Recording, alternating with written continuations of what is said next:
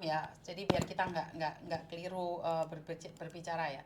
Jadi syukur alhamdulillah semalam jenazah almarhum Mirna sudah dipulangkan dan semalam juga langsung dimakamkan.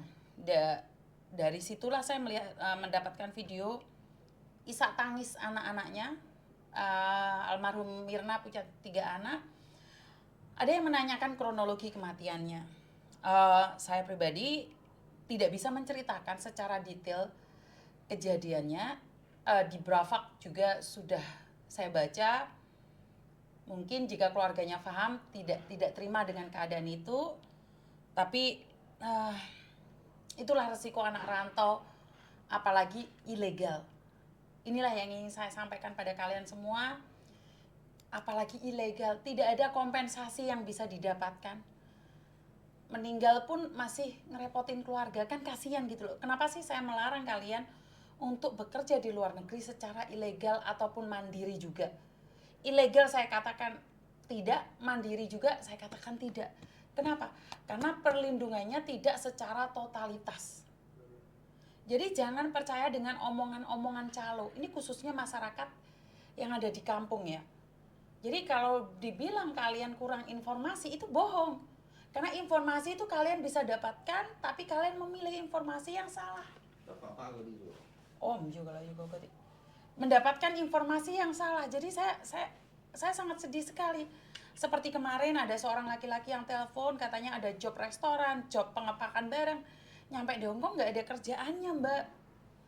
Jadi tolong telusuri, jangan percaya dengan janji-janji orang di luar sana. Orang di luar sana mengatakan bahwa kerja di Hong Kong lebih mudah, seperti ini, seperti itu. Jadi membuat kalian terpesona. Bubuk ireng nggak no? Nggak ada. Oh iya, nggak apa-apa. Misalnya, oh iya bubuk ireng, mau bubuk ireng misalnya.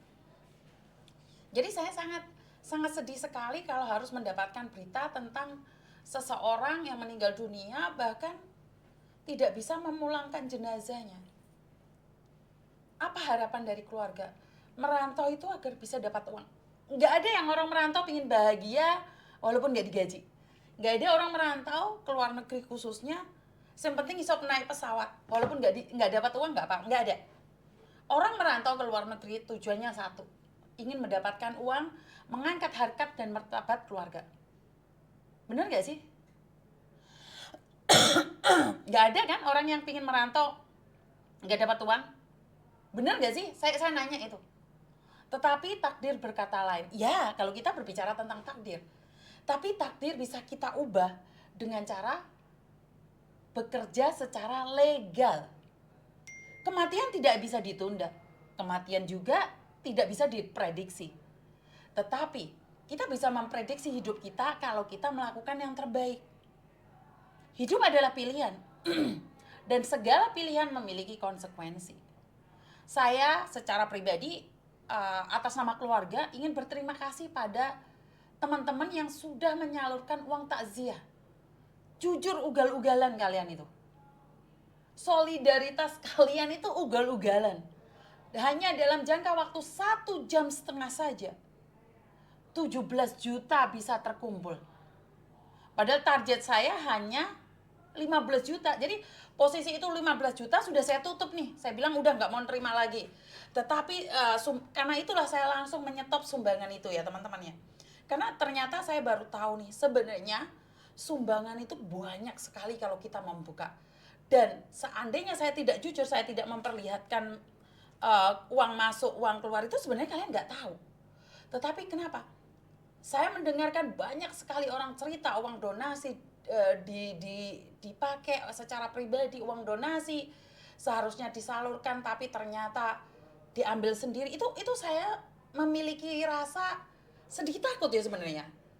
Sedikit takut karena apa yang saya takutkan adalah saya nggak amanah. Karena uang itu manis sekali. Nggak kerasa kok, oh hari ini pinjam aja sih. Oh besok tak kembalikan. Akhirnya terbiasa melakukan seperti itu. Kenapa setelah 1,5 jam saya mendapatkan 15 juta, saya tutup, ternyata mendapatkan 17 juta, saya kirimkan langsung pada keluarga. Kalau dipikir apakah, uangnya kok pas banget ya? Enggak. kurang. Kurangannya saya tutup sendiri. Jadi nggak ada sesuatu yang pas. Nggak ada. Kita ngepasin.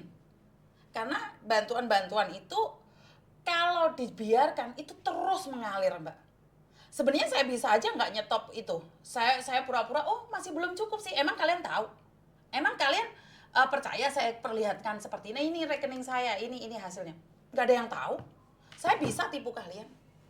Tetapi satu hal, kepercayaan kalian akan berhenti sampai di situ. Saat saya membutuhkan lagi dana untuk pemulangan jenazah, nggak akan ada lagi yang percaya sama saya. Kenapa? Kemarin-kemarin aja lenyap. Emangnya besok nggak lenyap? Yakin? Saya adalah pahlawan kalian. Kalian yakin saya adalah malaikat yang tidak bersayap? Bener nggak sih? Amanah itu diberikan sekali. Sekali dikhianati, saya rasa kamu bisa mencari follower lain untuk percaya apa yang kamu katakan. Tetapi kamu akan ditinggalkan oleh follower sejatimu. Masih ingat kan kalian waktu pertama kali saya bentrok dengan follower saya sendiri. Karena waktu itu ada yang meninggal dunia, posisi dia kaburan dan saya membuka uang donasi, uang takziah pada dia. Ingat kan saya dihujat habis-habisan. Sampai saya itu kehilangan 50 orang follower. Mereka ngeblok saya secara ugal-ugalan. Tetapi saya cuma ingin bilang satu. Tuhan, jika dia bukan follower saya, nggak apa-apa, saya ditinggalkan. Dia menentang karena seolah-olah saya itu mendukung orang-orang kaburan. Seharusnya orang-orang kaburan itu dibasmi. Saya itu bukan baygon. Saya tidak bisa membasmi. Saya hanya membantu orang-orang yang keserimpahan saja. Mereka meninggalkan saya nggak apa-apa. Dan kemarin juga saya sempat disentil nih, ada komennya nanti saya tempel ya. Dimana Miss Juni kemana aja? Kemarin ada orang meninggal dunia di Hong Kong 2 bulan. Miss Juni kok nggak membantu? Kenapa yang di Malaysia meninggal nggak ada hubungannya dengan Hong Kong? Miss Juni membantu. Satu, keluarganya tidak mencari saya itu tidak akan membantu siapa-siapa, Mbak. Saya itu membantu bagi yang keluarganya secara pribadi mencari saya. Kalau temannya nyari saya, keluarganya nggak nyari saya, bagaimana saya bisa membantu? Jadi posisi saya waktu itu ada di Indonesia. Kenapa Miss Yuni nggak mau membantu anak-anak yang 2 bulan mayatnya tidak diurusin? Ya karena semua orang itu tidak bisa saya bantu, tidak semuanya. Saya bersyukur dengan kehadiran influencer-influencer yang lain di Hong Kong sini. Saya sangat bangga sekali dengan influencer-influencer yang ada di Hong Kong sini yang bisa memfasilitasi bahkan bisa membantu. Ya untung dong saya nggak ada di Hong Kong. Jadi orang lain bisa membantu. Benar nggak sih? Jadi saya itu membantu berdasarkan keluarganya. Di Jepang ada loh Mbak, saya dengar kabar ada yang seperti ini, seperti itu. Tetapi karena bukan keluarganya yang menghubungi, saya nggak mau. Dan ingat, saya itu nggak pernah berebut kasus sejak saya menjadi influencer. Saya itu tidak pernah berebut kasus dengan siapapun. Kasus saya diambil, ya saya silakan. Dan kalian pastinya sudah tahu dong, di salah satu grup BMI itu ada satu orang yang benci saya, ngajak-ngajak boykot saya. Apakah saya marah? Enggak. Saya malah senang dengan ajakan seperti itu.